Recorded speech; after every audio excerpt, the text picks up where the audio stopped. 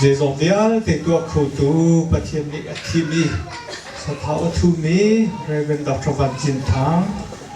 nun nak le chung khar nu bil pha le nun na ha boy pa min hai tan zung za se lo aku chak roi zung za ko na se mi na aturun chong ni ale khal ni ya a herbi mi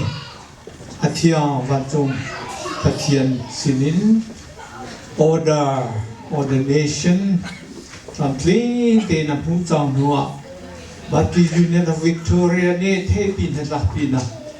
ngei chu khu mi aso mi ne long pin na le pathian thang chana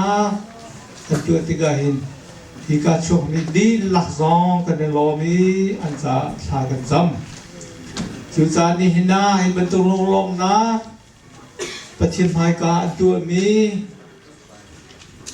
a hin dong chat kholomi sertu ka pa pathian ni don na fa pa Jesu Christ velge za fan nak le sarau thiang thimin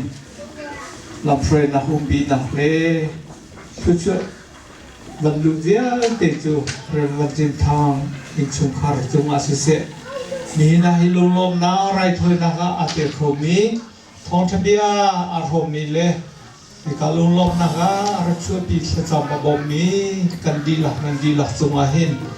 a tu zong za tiang dong loi mun cham jin ko se amen.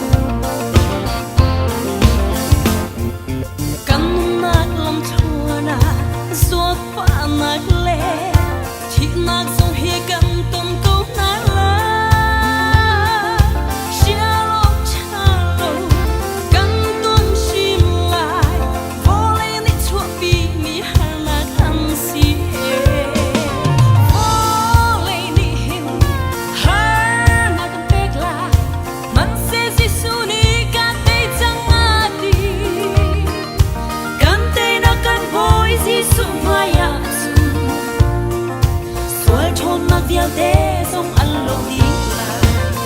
bồi ban cho cả cha